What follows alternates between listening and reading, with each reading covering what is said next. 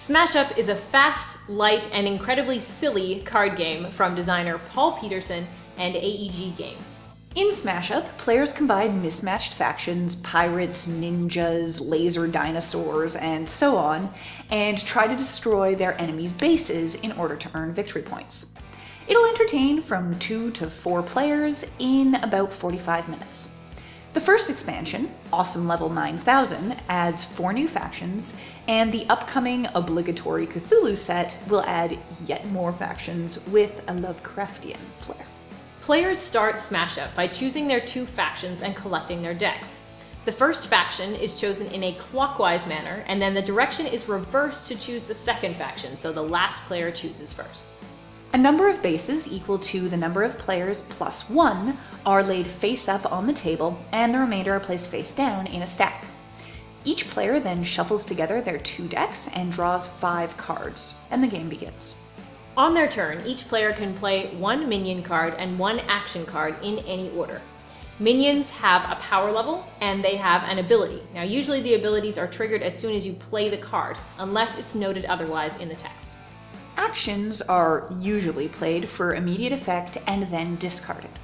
Now, there are certain ongoing actions that'll be attached to either a base or a minion, and they remain in play until either they or the card that they're attached to are destroyed. Some card abilities will let you play another action card or another minion card. Now, you can play these at any point during your turn, but you can't carry that over into your next turn.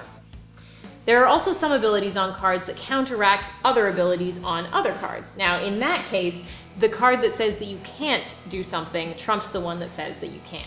After a player has finished playing their cards, they check to see if any of the bases are ready to score. Each base has a breakpoint listed in its upper left, and that base can be scored if the total power of all of the minions on it meets or exceeds that breakpoint. During scoring, the player with the most power on a base gets the number of points listed on the left side of the base card. The runner-up gets the points in the middle, and the third place player gets the points on the right. Now, there are also some special abilities on minions and bases that occur during scoring. These can be executed at this time. If the power level on a base drops below the base's breakpoint during this scoring phase, the base is still scored. After a base has been scored, a new one is drawn and put in its place, and all of the minions that were involved in scoring it are discarded unless they've got special abilities that let you prevent that. Finally, the player whose turn it was draws 2 cards, and then it's the next player's turn. The game's going to continue until one player has reached 15 victory points, and they win the game. So Smash Up is a lot of fun. It's very silly, it's very funny, it's got a lot of humor in it.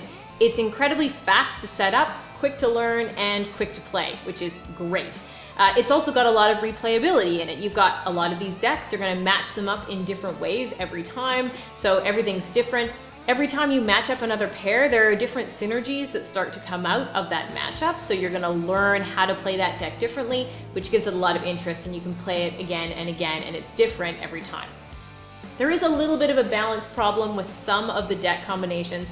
There are a couple combinations, which I'm not going to tell you, that are really powerful, and if you get that combination, then you're probably going to make everybody else at the table mad because you're going to be stronger than they are. So if you start to learn those combinations, you might start going for those every time. Also, it's a bit strange in this game that there's actually no way to track your victory points. It is the mechanic that lets you win the game, a number of victory points, and it's strange that the designers didn't put a way in the game to track that. So token system, something like that, just to make it a little easier for people. As it stands right now, you're going to have to get a pen and paper and write stuff down, or keep track of it mentally, so it's a little bit frustrating. It just feels like something that was missed. Another thing that's perhaps worth warning people about with Smash Up is that it is very aggressively competitive. The core of this game is beating up on other people's minions, using your actions to stonewall them, and otherwise doing everything in your power to mess with other players.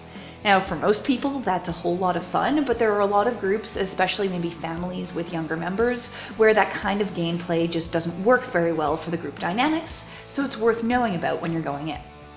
I'll also admit that I'm not 100% sold on the theme. It kind of feels like silly internet memes, the game, and I wonder how well it's going to age, whether we're still going to think that robot zombie ninja pirates are funny in a couple years' time. But it is very well executed.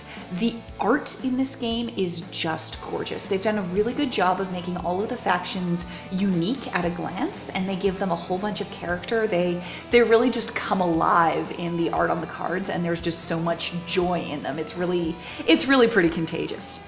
If you combine that kind of over-the-top silliness with the fact that there's a huge amount of interaction because of that competitive messing with each other factor, and the fact that it's a fairly short game, what you've basically got in Smash Up is a big budget action movie in a game. It's not very long, it doesn't cost you very much, it's big, it's dumb, it's loud, and it's fun, and for a lot of people that's just gonna be something that every once in a while you're really gonna want to play, and I think it'll find a place on your shelf.